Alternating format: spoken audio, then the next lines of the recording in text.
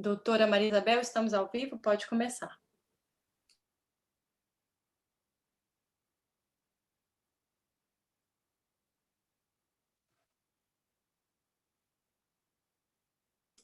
O seu microfone está desligado.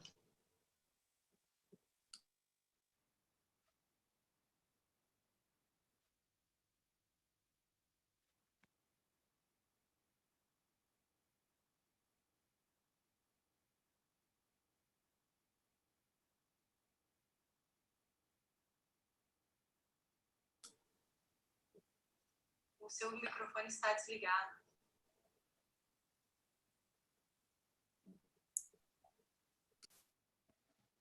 Boa noite a todos, companheiros, companheiras.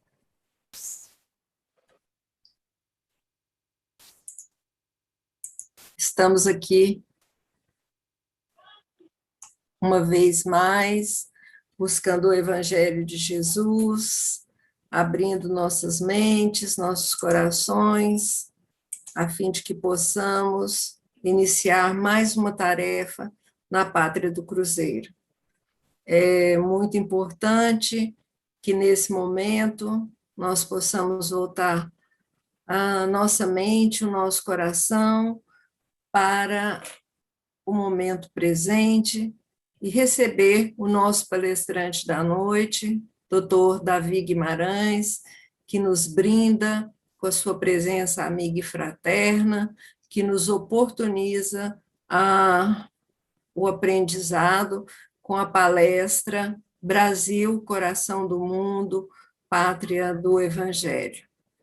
A psicografia do tema é de Francisco Cândido Xavier, narrada pelos nossos benfeitores, prefaciada, inclusive, por o nosso companheiro Humberto de Campos, e temos a honra de convidar o nosso companheiro Davi para que nos acompanhe nessa prece.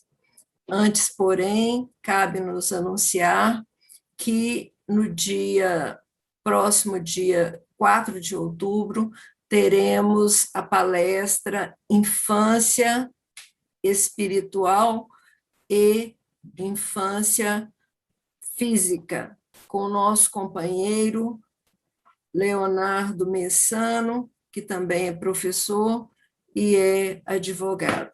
Estamos, assim, buscando, nesse momento, a introdução da nossa prece através das vibrações mais profundas de amor pela Pátria do Cruzeiro. Que o Anjo Ismael, nosso protetor tutelar, juntamente com todas as falanges que trouxeram Jesus a fim de que fosse o nosso governador planetário, possam envolver o nosso palestrante da noite, possam também emanar forças e luz a cada um de nós, a cada um dos nossos lares, e que os ensinamentos de hoje sirvam para que possamos realmente nos fortalecer, nos amparar e que possamos ajudar as forças do bem a transformar o mundo.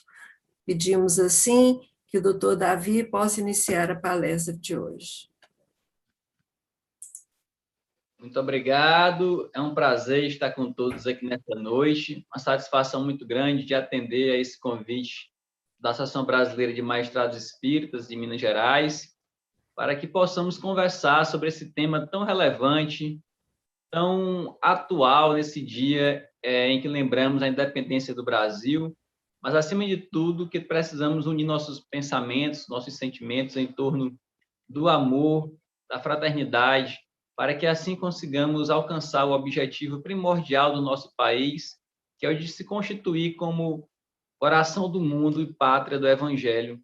Afinal de contas, esse é o tema da nossa conversa e da obra de mesmo título de Humberto de Campos, psicografado por Chico Xavier. Vamos inicialmente apenas convidar todos a fecharem os olhos, para que possamos voltar o nosso olhar para Jesus e imaginarmos as suas bênçãos de luz e de amor, envolvendo todo o nosso planeta, mas especialmente se direcionando para a terra do Cruzeiro do Sul. Que as suas bênçãos possam trazer para todos nós a paz, o equilíbrio, a tranquilidade emocional e espiritual, de modo que consigamos conduzir os nossos anseios, as nossas emoções, sempre com o objetivo maior de iluminarmos o nosso país através da prática do amor, do perdão e da mensagem cristã. Que o Senhor fique conosco, nos iluminando, abençoando e protegendo, hoje e sempre. Graças a Deus. Então, meus amigos, após essa breve prece inicial, eu sou Davi Menezes, tenho um perfil também no Instagram e no Facebook com o nome @semeadorespírita. Quem quiser acompanhar mais nossas mensagens, nossos conteúdos diários aí, pode acessar esse perfil e passar a seguir, que constantemente estamos colocando publicações lá, sempre com temáticas espíritas, com o propósito de levar a todos a mensagem de Jesus. Então, esse livro, Brasil, Coração do Mundo, Pátria do Evangelho, é de leitura bastante recomendada a todos para que possamos visualizar realmente qual é o papel do Brasil no concerto do mundo. Porque nós sabemos que todas as nações, todos os países têm que dar sua contribuição para alcançarmos a tão desejada paz mundial, a tão desejado sonho da harmonia entre os povos, entre as pessoas. Mas, como diz aquele ensinamento, que se queremos fazer a paz do mundo, precisamos primeiro construir a paz do nosso lar. E a paz do nosso lar é também a paz do nosso país. Emmanuel, no prefácio do livro já mencionado, fala que estas mensagens que Humberto de Campos nos traz foram colhidas nas tradições do mundo espiritual. Muitas dessas revelações não constam de livros de histórias, de livro de história tradicional do Brasil, mas de registros que são passados lá na espiritualidade. Eu não tenho formação em história nem capacitação para tratar do assunto sob a ótica da história do Brasil tradicional. Portanto, peço já desculpas adiantadas aos especialistas da área, mas dizendo que irei apenas me debruçar sobre o assunto de acordo com a ótica desta obra já referida. E, obviamente, não temos como abranger todo o assunto do livro em apenas cerca de 1 hora de conversa. É necessário também que este encontro de hoje sirva de estímulo, de provocação, para que todos aqueles que acompanharam a nossa live sintam um desejo ainda maior de realizar essa leitura e reflexão acerca deste livro tão importante. A obra inicia com um encontro marcante de Jesus com um espírito chamado Elio, ou também Iléu, que se deu no final do século XIV, após a Idade Média, quando Jesus resolveu fazer mais uma visita de rotina à Terra para ver como andam as coisas por aqui. Porque nós sabemos, já está revelado no livro de Emmanuel, A Caminho da Luz, que Jesus já era um espírito altamente evoluído, mesmo antes da formação da Terra. Tanto que, quando a Terra foi ser formada, Jesus foi o espírito responsável por dirigir a formação desse planeta. E, a partir daí, ser responsável também por todos os espíritos que iriam encarnar aqui ao longo do seu processo evolutivo. Pois sabemos que não apenas os espíritos evoluem, assim também como os planetas. E a Terra, que iniciou como um planeta primitivo, atualmente já está no estágio de mundo de provas e expiações e em transição para o mundo de regeneração. Quem quiser entender mais sobre esse assunto dos vários tipos de mundo, de classificações, é preciso ler a respeito no Livro dos Espíritos, ou também na obra Transição Planetária e no livro Amanhecer de uma Nova Era, do espírito Manuel Filomeno de Miranda, através da psicografia de Divaldo Franco. Não irei aprofundar neste momento, porque o tempo é exíguo. E então, assim como o planeta evolui, o nosso país também, a coletividade que aqui se encontra, precisa passar pelo processo evolutivo. Ao encontrar-se com Hilel, por volta do final do século XIV, Jesus percebeu e transmitiu isso para Hilel, de que a comunidade europeia ainda estava bastante atrasada no que diz respeito ao domínio sobre o orgulho e o egoísmo, que a vaidade campeava a largos passos, especialmente por conta do acúmulo de riquezas que vinham conseguindo com as expedições, com as conquistas que já estavam iniciando naqueles países mais próximos lá de Portugal e Espanha, por exemplo. E Jesus, então, chamou Eliú, que era um dos seus mensageiros encarregados dos problemas sociológicos da Terra, e demonstrou sua preocupação pela incompreensão dos homens no que se refere às lições do Evangelho. É curioso como, passados, naquele tempo já, mais de 1.300, 1.400 anos, a humanidade não havia ainda entendido a essência da mensagem de Jesus. Por mais que ele viesse trazer a simplicidade, por mais que ele tivesse anunciado que veio para servir e não para ser servido, que o Filho do Homem não tinha nenhuma pera para reclinar a cabeça. Porém, diante de todos esses ensinamentos, aqueles que ficaram após a partida de Jesus voltaram, em muitos aspectos, a restaurar os princípios e valores de religiões anteriores, que davam muito valor à parte material, ao orgulho, à vaidade, e aqueles princípios de pureza e simplicidade ficaram bastante esquecidos. E necessitando que a humanidade despertasse para avançar, e não podemos ficar estagnados indefinidamente.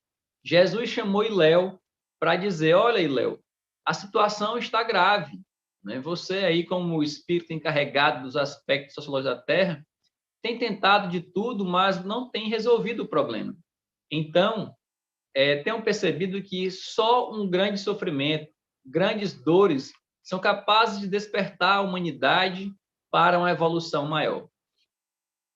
Hilel, contudo, apresentou uma proposta a Jesus. Disse: mestre, por que nós não buscamos um plano B, né? uma alternativa, em vez de já jogarmos assim um sofrimento muito grande sobre a humanidade? Por que não tentamos transferir este ideal, esta missão da Europa para terras novas, onde os povos ainda são não tão evoluídos intelectualmente, não estão muito contaminados pelo orgulho e pelo egoísmo? E Hilel, a convite de Jesus, trouxe o mestre até as paragens do Cruzeiro do Sul, aqui da terra do Cruzeiro do Sul, que é o Brasil, né? E começou a mostrar ali os nativos, os indígenas, e percebeu então Jesus que, obviamente, Jesus certamente já sabia dessa possibilidade, mas o grande chefe, o grande líder, ele sempre dá oportunidade para que os colaboradores apresentem suas ideias também. Então, Jesus acolheu aquela proposta de Hilel de tentar transferir o evangelho dele da Europa para o Brasil. Porque Hilel quis demonstrar para Jesus que, mesmo diante daquelas guerras da Europa, daqueles problemas todos que estavam surgindo, mesmo aí algo de bom havia surgido, que era o intercâmbio entre os povos, e através desse intercâmbio se trocava também culturas, se trocava um pouco de entendimento da necessidade de respeito entre a diversidade dos valores das culturas. Embora seja verdade que isso ainda era bastante embrionário, e o que mais prevalecia era, sim, o desejo de impor a sua própria cultura. E Jesus, então, preferiu optar por essa segunda alternativa, de trazer o evangelho para essas novas paragens. Então, após dirigirem-se ao continente americano e em lá estando, Jesus demonstrou o desejo de conhecer a terra aqui do Cruzeiro do Sul. E decidiu, então, que iria transplantar a árvore do evangelho para cá, para o Brasil.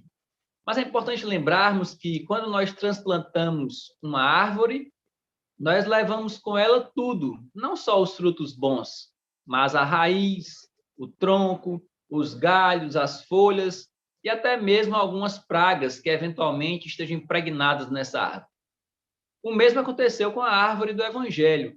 Ao ser transplantada da Europa para o Brasil, trouxe com ela tanto os espíritos superiores que desejavam colaborar nessa atividade de trazer a mensagem de Jesus, de restaurar os princípios cristãos na sua maior pureza, também vieram juntos espíritos que perseguiam essa semente que estava ali brotando, que era da paz e do amor. Muitos espíritos que nutrem e nutriam também ódio pelo cristianismo, às vezes por má compreensão, às vezes por terem sido vítimas das pessoas que se chamavam como cristãos e passaram a nutrir raiva pelo próprio Cristo, embora jamais o tenham conhecido. Resumindo, vieram para o Brasil tanto aqueles que queriam o bem do cristianismo, como aqueles que queriam sufocar o crescimento da árvore do cristianismo. E passamos a ter aqui um problema muito grande de harmonização desses grupos e desses princípios. Nesta mesma ocasião, Jesus anunciou a necessidade de Eliú encarnar na Terra novamente, para colaborar com Portugal na implantação, na concretização desse objetivo. Então, Eliú veio a encarnar novamente na Terra em 1394, como Henrique, filho de Dom João I e Dona Filipa de Lencastre. Ficou conhecido como o Infante de Sagres. Henrique, então, passou a ter, desde cedo, aquele interesse muito grande nas expedições, das navegações, porque já trazia no seu inconsciente a necessidade de descobrir novas rotas, novos caminhos para a América, né? Que naquele momento ele não sabia ainda que existia, mas tinha no seu inconsciente a lembrança da necessidade de descobrir esses novos povos. Ele acabou desencarnando sem ver isso se concretizar, porque ele desencarnou em 1460 e Cristóvão Colombo só chegou à América em 1492. De todo modo, ele já havia dado a sua grande contribuição em fortalecer esse momento das grandes navegações, colaborando com a formação desse movimento inicial. E, ao retornar para o mundo espiritual, ele continuou colaborando, inspirando, intuindo os navegadores, os grandes aventureiros, a realmente se lançarem nessas empreitadas que eram tão difíceis naquele tempo.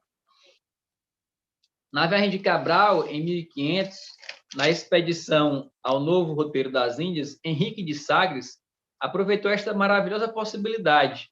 Suas falanges de navegadores do infinito se desdobram nas caravelas embandeiradas e alegres.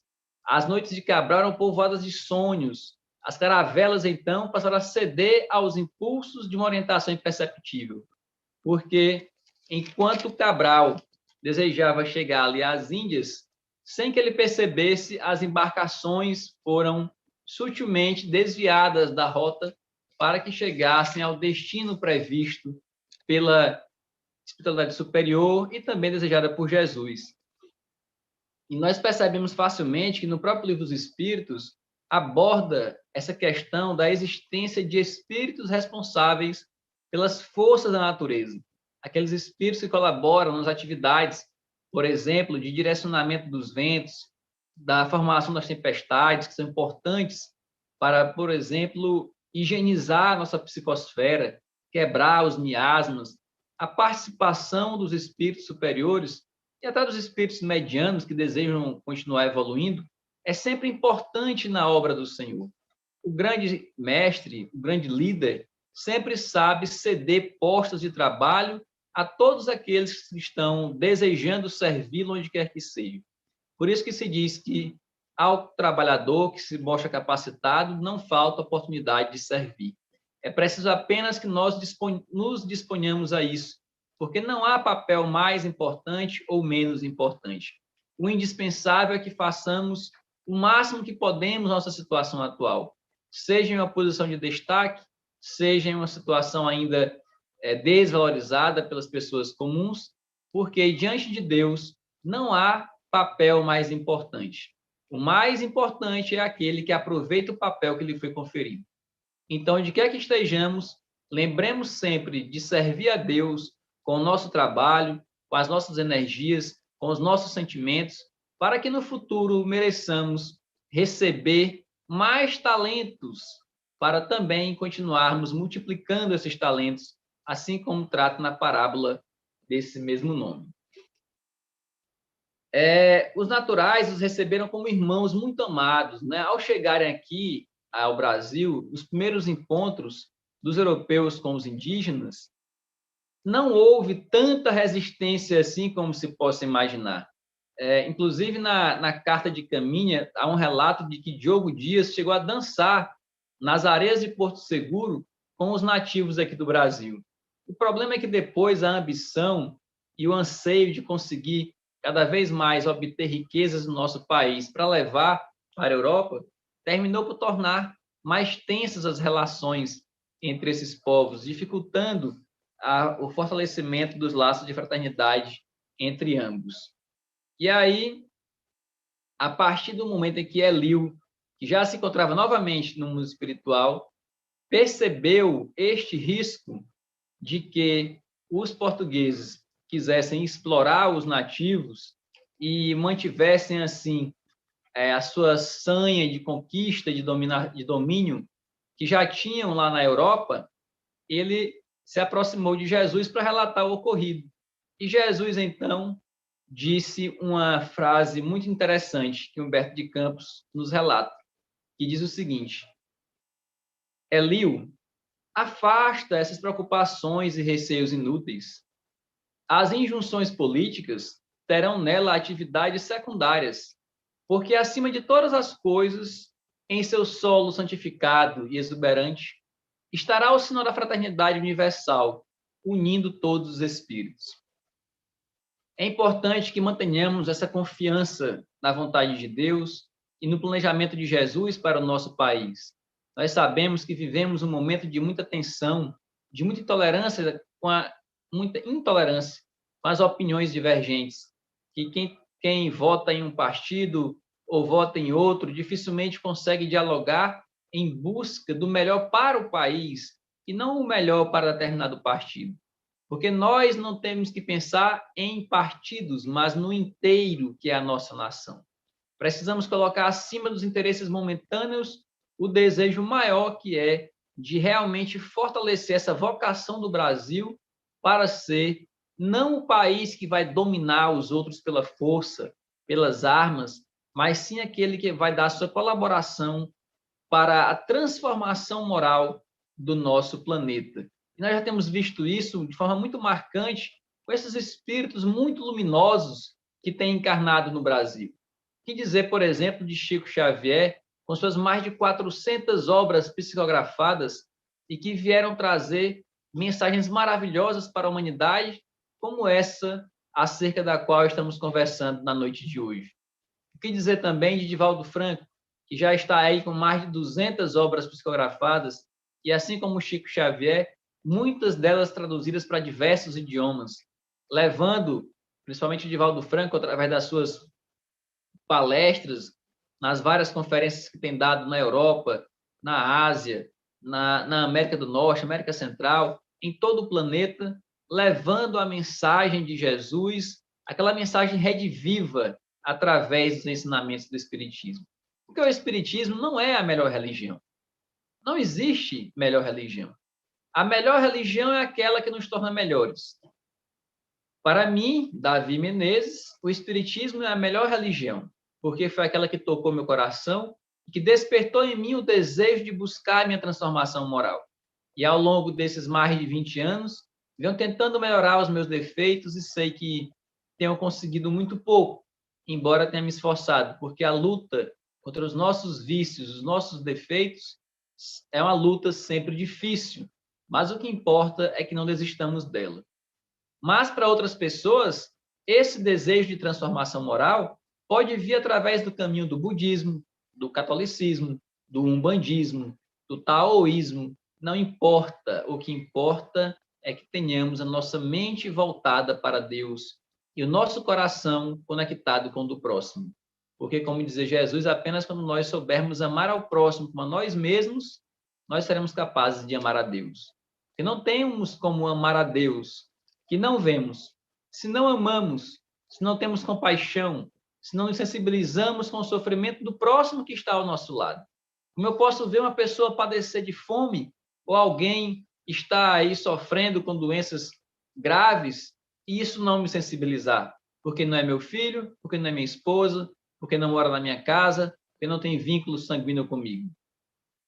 Muito mais do que vínculo sanguíneo, vínculo biológico, todos nós temos vínculos espirituais.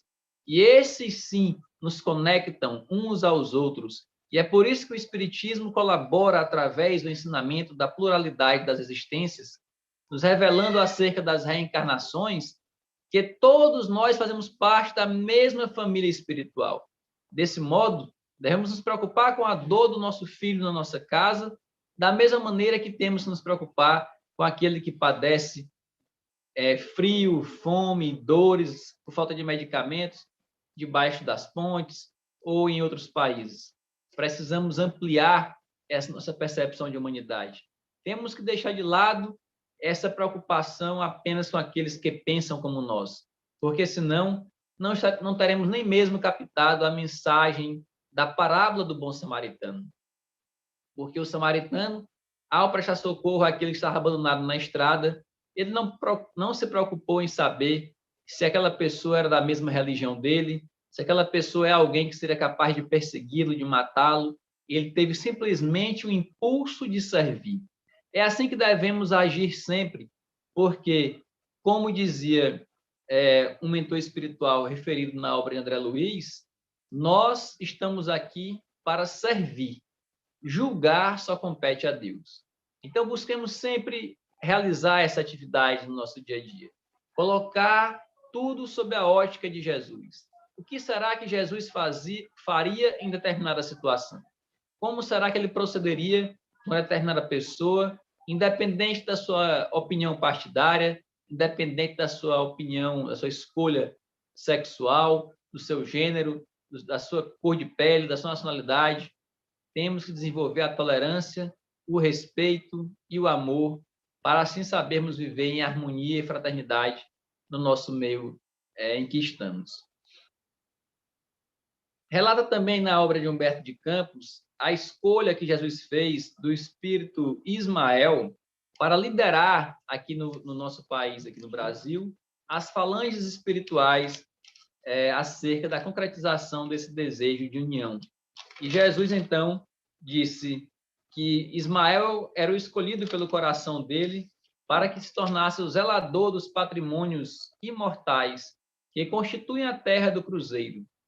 E pediu, então, que Ismael dissesse uma frase, algo que pudesse representar a missão dele no nosso país, que pudesse expor a sua visão para o nosso país. E, então, Ismael escreveu em uma bandeira branca entregue por Jesus a seguinte tríade: Deus, Cristo e caridade. Se nós conseguirmos levar nossa vida sob essas três bases, sobre esses três pilares, nós estaremos bem encaminhados. Se levarmos tudo em conta de acordo com a ótica de Deus, com os ensinamentos do Cristo e com as práticas da caridade, estaremos vivendo plenamente os anseios do Mestre. Então, Jesus passou a delegar a Ismael essa missão, e Ismael passou a buscar colaboradores na sua concretização.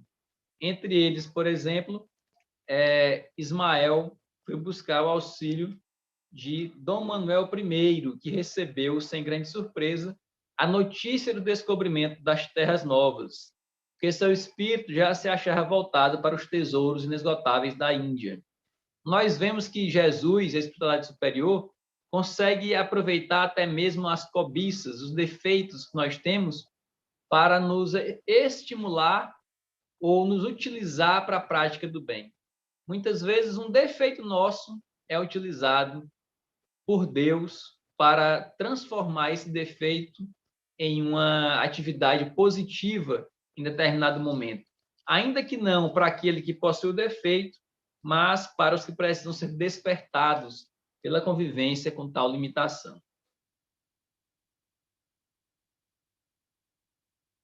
Então, foi nessa época que Ismael conseguiu reunir os seus colaboradores, entre eles José Anchieta, Manuel da Nóbrega, queriam reencarnar no seio da Igreja Católica com a missão de levar esses ensinamentos cristãos para a nova sociedade que estava se formando aqui no Brasil. Ocorre que Ismael percebeu que, logo que iniciou esse contato aqui dos europeus com os povos que viviam no Brasil, rapidamente ele identificou aquela ganância que já fazia, né, já capturava os primeiros escravos. E Ismael passou a se preocupar, será se vão querer repetir aqui nas novas terras os mesmos erros que já cometiam antes? Então ele foi expor a sua ansiedade, a sua angústia para Jesus. E Jesus, mais uma vez, deu uma outra lição a Ismael de serenidade, de confiança, de fé, dizendo: Ismael, asserena teu mundo íntimo no cumprimento dos sagrados deveres que te foram confiados. Isso aqui serve muito, meus amigos, já que estamos aqui em uma palestra da Associação Brasileira de Magistrados Espíritas, para nos lembrar que devemos manter a tranquilidade quando estamos cumprindo o nosso papel. Se nós estamos julgando de acordo com a consciência que temos, embasado na legislação apropriada, com valores de amor, de fraternidade, de caridade, não devemos ficar angustiados, revoltados, se eventualmente as instâncias revisoras terminarem por alterar esses entendimentos, ainda que eventualmente por interesses escusos, porque cada um de nós é responsável apenas pelas nossas ações. Em relação aos outros, entreguemos a Deus. Aquilo que foge do nosso controle, que foge das nossas forças, deve ser confiado a Deus para que ele tome as providências necessárias. E foi nesse sentido que Jesus continuou falando. Bem sabes, Ismael, que os homens têm a sua responsabilidade pessoal nos feitos que realizam, em suas existências isoladas e coletivas. Os homens brancos ainda não perceberam que a evolução se processa pela prática do bem, e que todo o determinismo do nosso Pai deve assinalar-se pelo amai ao próximo como a vós mesmos. Prossegue com as tuas renúncias em favor do Evangelho e confia na vitória da providência divina. Então, Jesus, mais uma vez, convoca a renunciarmos, a abraçarmos a nossa cruz, porque através do exemplo, da nossa determinação, é que iremos arrastar multidões para seguir os seus ensinamentos. E Ismael, então, continuou dizendo: Senhor, não teríeis um meio direto de orientar a política dominante no sentido de purificar o ambiente moral da terra de Santa Cruz? Ismael materializou aqui a pergunta que muitos de nós faz, ou muitos de nós fazemos, melhor dizendo, que é essa pergunta: por que Jesus não vem logo, de maneira mais ostensiva, mais direta, determinar como conduzir a política da terra, a política do nosso país, de maneira a providenciar a nossa evolução mais rápida? E aqui, no livro de Humberto de Campos, Jesus responde isso, dizendo: não nos compete cercear os atos e intenções dos nossos semelhantes, e sim cuidar intensamente de nós mesmos, considerando que cada um será justiçado na pauta de suas próprias obras. Ou seja, nós não devemos nos arvorar na condição de pastor, no sentido de aquele que conduz cegamente as ovelhas, aquele que conduz o rebanho ali, como se fosse uma massa que não tem capacidade de discernir. Nós temos que dar nossa colaboração através do nosso trabalho, através da pregação do Evangelho, da vivência do Evangelho acima de tudo, mas termos a serenidade, o equilíbrio e a paciência de percebermos que cada um terá a sua estrada de Damasco, que chegará o momento de compreensão para cada um mais cedo ou mais tarde, e confiemos em Deus, que nada vai acontecer sem a sua permissão. É óbvio que esta fé não deve nos dar uma inércia no sentido de nada fazer, mas a serenidade de continuar trabalhando sempre com a confiança de que Deus vai saber o que fazer na hora certa, utilizando os nossos esforços na concretização desses objetivos. E aí diz que o mestre divino, segundo o relato Humberto de Campos, lembrou que o tempo é o grande mestre de todos os homens, de todos os povos. E se não nos é possível cercear o arbítrio livre das almas, poderemos mudar o curso dos acontecimentos, a fim de que o povo lusitano aprenda na dor e na miséria as lições sagradas da experiência e da vida. Então, meus amigos, nesse momento, Jesus está nos mostrando o seguinte: nós não temos como obrigar os brasileiros, os portugueses, a humanidade de uma forma geral, a agir de tal ou qual forma, mas nós podemos mandar dificuldades, provações que vão despertar as reflexões necessárias para que saibam analisar as próprias escolhas. Isso acontece com cada um de nós na nossa evolução. Todos nós temos o nosso livre-arbítrio e podemos fazer o que bem entendermos, mas iremos sofrer as consequências dos nossos atos, caso não façamos boas escolhas. Então, por exemplo, se eu quiser passar o dia inteiro consumindo bebida alcoólica e fumando, eu sou livre para isso. Mas, no futuro, mais próximo ou mais remoto, isso pode me trazer doenças graves, como câncer, cirrose e muitas outras que nós já conhecemos. E aí não poderemos depois acusar Deus de malvado conosco, mas apenas aceitar as consequências da nossa imprevidência, dos nossos excessos. O mesmo ocorre conosco como população. Se nós não temos o critério para escolher bem os nossos governantes, não podemos depois ficar apenas acusando esses mesmos governantes que nós elegemos. É preciso que nós tenhamos mais cuidado ao votarmos. Se já estamos satisfeitos com aqueles que se encontram no poder, ótimo, continuemos votando neles. Caso eles não representem os nossos interesses, sempre teremos novas eleições para manifestarmos democraticamente o nosso desejo, sem que precisemos utilizar da força, da violência e de situações mais graves, né? E jamais devemos desprezar a importância e a força do transcurso do tempo.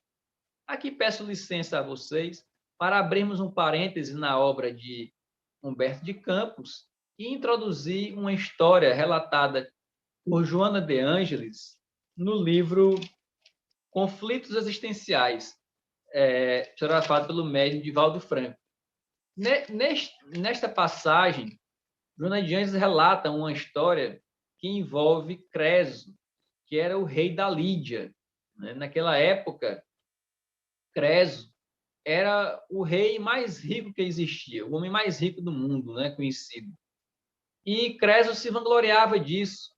E sempre que passava alguém por próximo de suas terras, uma pessoa de renome, ele convidava para ir ao seu castelo, tanto para poder entretê-lo na passagem do tempo, porque naquela época tinha poucas atividades de lazer e de entretenimento mesmo para os nobres e ricos, mas também para o teu prazer de exibir toda a sua fortuna. E certa vez, Creso ouviu falar que o grande filósofo Solon estava passando pelas suas terras. Então ele mandou um mensageiro para convidar Solon a comparecer ao seu castelo. Solon, então, aceitou o convite, foi ao encontro do rei e, chegando lá, foi convidado para cear com o rei. Durante o jantar, Creso mandou servir ali as iguarias mais diversas, já servindo de ostentação, com também muitos talheres caríssimos, taças e pratos bem luxuosos para impressionar Solon. E então, durante o jantar, Creso disse: então, Solon, conheces alguém mais feliz do que eu no mundo? E o filósofo, bastante sábio, serenamente disse: certa vez conheci um rapaz chamado Telos, que cuidou da sua mãe até a morte. E logo depois que ela morreu, ele se dedicou a proteger a cidade em batalhas, defendendo contra os invasores, onde terminou por encontrar a morte no campo de batalha. Considero que esse rapaz foi muito feliz.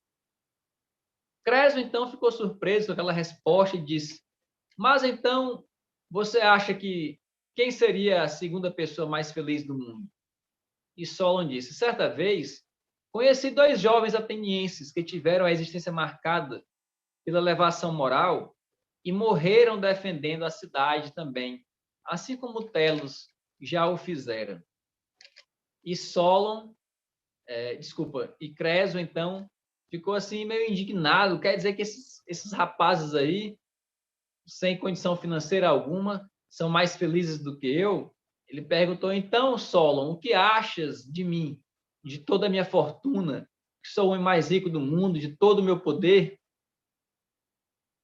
E Solon, então, disse com muito equilíbrio: Creso, nunca esqueças o castigo que o tempo pode trazer. E Creso, então, não entendeu muito aquela situação, ficou revoltado, até pensou em prender Solon, mas não chegou a tanto em respeito à fama, à boa imagem que o filósofo gozava, né? Da qual ele gozava. E o filósofo foi embora, e o tempo passou e passou, as rodas do poder giraram bastante. Ocorre que, certa vez, Ciro, que também era um conquistador persa, terminou por invadir a região da Lídia e conquistou toda aquela região. Quando os moradores da cidade, os soldados já estavam dominados, a cidade ali sendo destruída, incendiada, Creso foi capturado e levado para a execução. Creso, então, já amarrado ali para ser assassinado, lembrou do ensinamento do filósofo Solon e, em voz alta, disse: Solon, bem que tinhas razão. E Creso, Ciro, que passava por perto, ouviu o que Creso disse e indagou: por que invocas o nome do famoso e bem afamado filósofo? E Creso disse: é porque certa vez, aí começou a relatar o que tinha acontecido, né, naquele episódio anterior. Então, diante daquela informação, Ciro mandou aos seus subordinados que libertassem Creso. E ainda falou o seguinte: observem o que estou fazendo a esse homem, para que se um dia eu sofrer da mesma maneira o castigo do tempo, possa encontrar dos meus adversários a mesma compaixão que exerço para com ele. O curioso é que depois disso, Creso se tornou conselheiro de Ciro até a sua morte. E quando Ciro morreu, Creso continuou sendo conselheiro do filho de Ciro, que era Cambises da Pérsia. Então percebemos nessa mensagem como o tempo traz muitas mudanças em nossas vidas. Hoje, quem está por cima poderá estar por baixo amanhã. Quem está no poder hoje, amanhã poderá estar sendo dominado. Então, tenhamos paciência e jamais desprezemos o castigo do tempo. Quantas e quantas pessoas já passaram pelo mundo e abusaram do poder que lhes foi confiado e caíram aí no esquecimento. Quantas e quantas pessoas dessas aí já reencarnaram depois em situações de grande penúria, sofrendo muitas dificuldades. Então, acima de tudo, compadeçamos-nos dessas pessoas que não sabem ainda fazer boas escolhas, que agem sempre motivadas, impulsionadas pelo seu orgulho, pela sua vaidade e pelo seu egoísmo. Dando continuidade aqui ao breve exame sobre a obra de Humberto de Campos, lembremos que certa vez Ismael voltou a procurar o auxílio de Jesus dizendo que a raça aborígene e a raça negra estavam sofrendo muitas humilhações e vexames por conta dos dominadores. E Jesus deu outro ensinamento, falando: Ismael, nas tuas obrigações e trabalhos, considera que a dor é a eterna lapidária de todos os espíritos, e que o nosso Pai não concede aos filhos fardo superior às suas forças nas lutas evolutivas. Lá no Livro dos Espíritos, quando perguntam os motivos dos grandes sofrimentos, das grandes dores, os espíritos nos respondem que eles servem para nos estimular ao progresso. E é curioso como realmente as dificuldades nos incentivam a buscar soluções para os problemas. Quantos avanços já alcançamos, por exemplo, em relação às tecnologias, nesse período de isolamento por conta da pandemia? Tivemos muitas famílias que sentiram a dor da separação dos seus entes queridos através da morte. E com elas nos solidarizamos.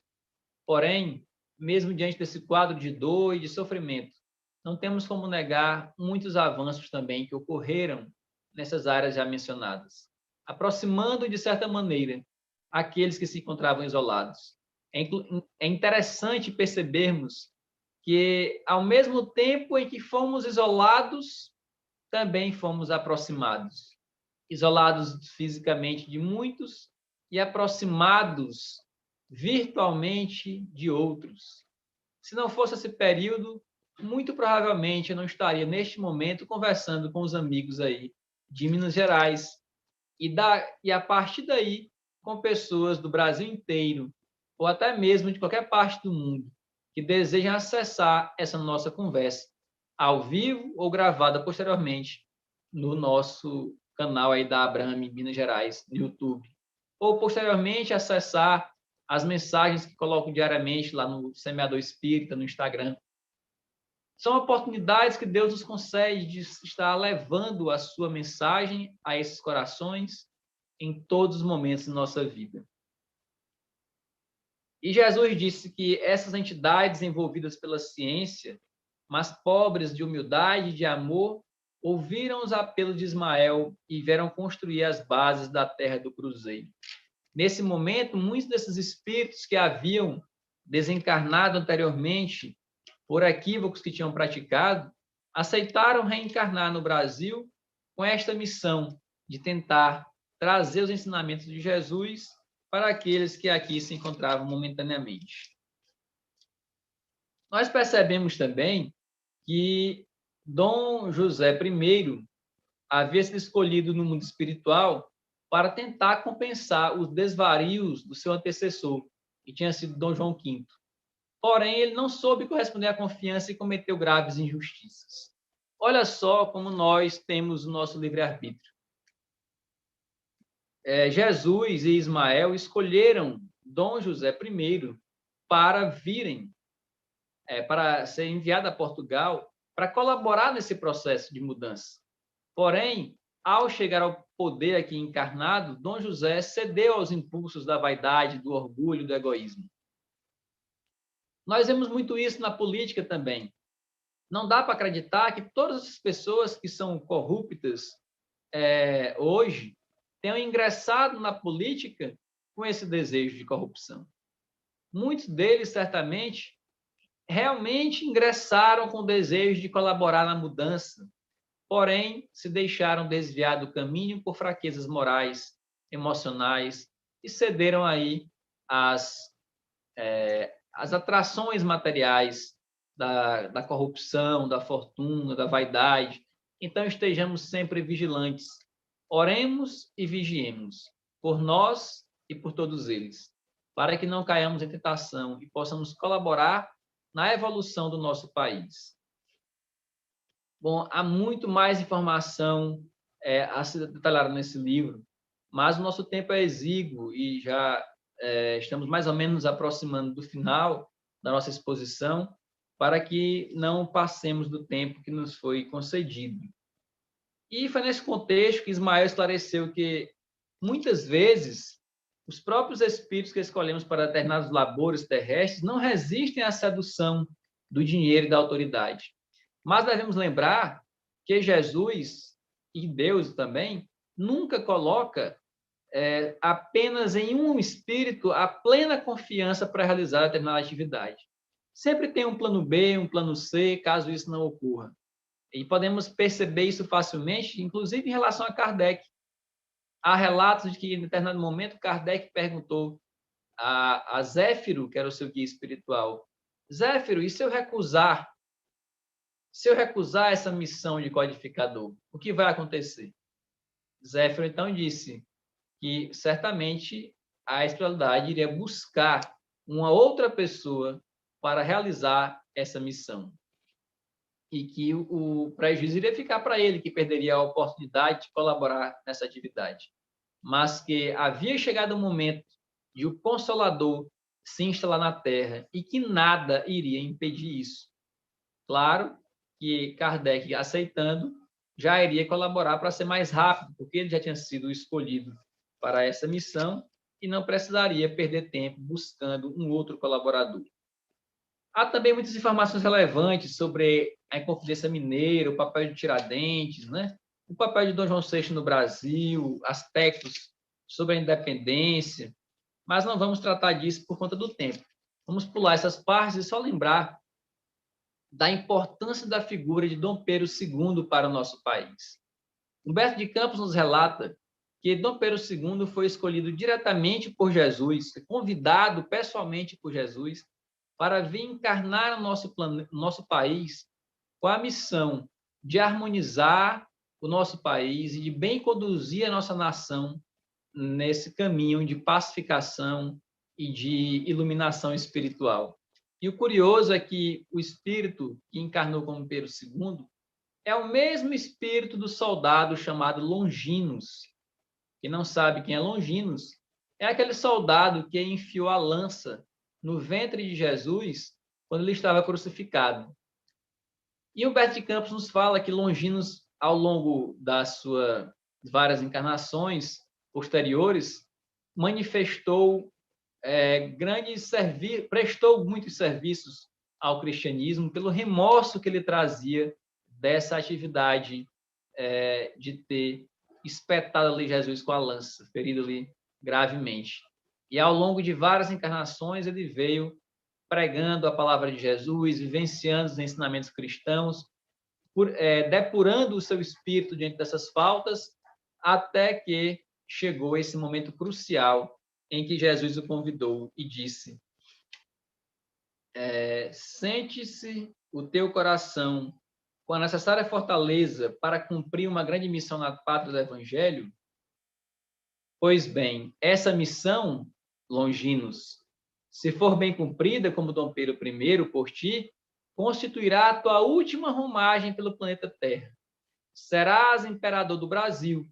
Os reis terrestres, quando bem compenetrados das suas elevadas obrigações diante das leis divinas, sentem nas suas coroas efêmeras um peso maior que o das algemas dos forçados. Então, outro livro que tem muita relação com esse tema é o livro Isabel de Aragão, a Rainha Médium. Quem não conhece esse livro, recomendo fortemente. Busque aí, da editora O Clarim, Isabel de Aragão, a Rainha Médium. Não deixe de ler esse livro, que é fantástico, emocionante e nos ajuda realmente a buscar a nossa melhoria espiritual, mostrando, entre outros aspectos, essa mesma particularidade de que se nós temos uma coroa, se nós temos uma posição de destaque, se nós temos um conhecimento, se temos fortuna, seja o que for, precisamos empregá-la para o bem. Precisamos utilizar nossos talentos, nossos potenciais, para colaborar com os nossos irmãos menos favorecidos no processo evolutivo.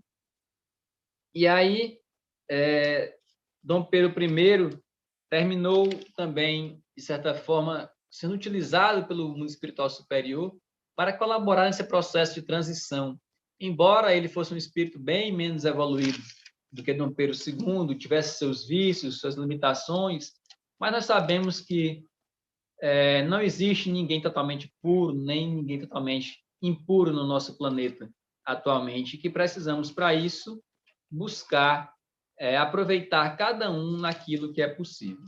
Eu quero só procurar aqui uma última partezinha que eu deixei para falar para vocês, porque o nosso tempo já está realmente no fim. Mas essa passagenzinha bem que eu não posso deixar de falar. Só um momento. E Jesus fala para todos nós que como povo, como governantes, todos nós e todos aqueles que exercem esse poder têm a limitação para realizar suas atividades. E chega um momento em que esses dominadores não conseguem mais exercer o seu arbítrio. É justamente essa passagem que está aqui que diz: quanto aos políticos, porque muitos de nós reclamamos dos políticos, não podemos confiar nos políticos. Então, está lá no livro Humberto de Campos. Quanto aos políticos, esses têm uma órbita de ação que não lhes é possível ultrapassar. O tempo e a experiência, com a dor, eterna aliada de ambos, ensinarão às suas consciências a lei de fraternidade e de amor, que esqueceram nos dias do fastígio e da glória efêmera sobre a face do mundo. Então, meus amigos, esta é basicamente a principal mensagem do livro Brasil, Coração do Mundo, Pátria do Evangelho. Nos mostrar que o nosso país é sim o local onde veio ser instalada mais fortemente a mensagem cristã. E daqui deve irradiar muita luz, muita paz e muito amor para todo o nosso planeta.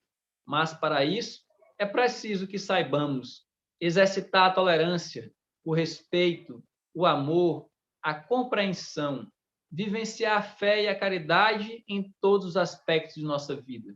Confiarmos em Deus acima de tudo, sabendo que nenhum sofrimento é eterno, que todas as dificuldades, individuais ou coletivas, passarão no momento propício, mas que para isso necessitamos empreender todos os esforços que estejam ao nosso alcance para contribuirmos nessa transformação, porque a regeneração do planeta e, consequentemente, do nosso país não irá acontecer em um passe de mágica, não irá acontecer como um presente de Deus, mas sim como uma conquista de cada um de nós no concerto do mundo.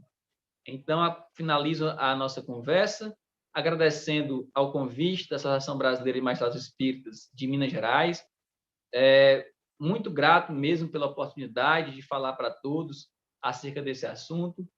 Recomendo mais uma vez que leiam o livro, não se limitem apenas a ouvir a palestra, que é sempre muito mais pobre do que a obra como um todo, e daí poderão extrair muitos ensinamentos relevantes que irão colaborar na compreensão do momento em que estamos passando e que temos passado até hoje no nosso país e do que nos aguarda em um futuro mais próximo diante dos nossos esforços que venhamos a empreender.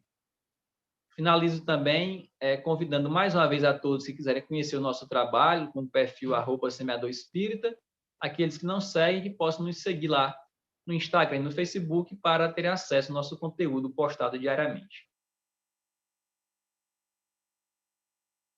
Vamos agora apenas fazer nossa prece final.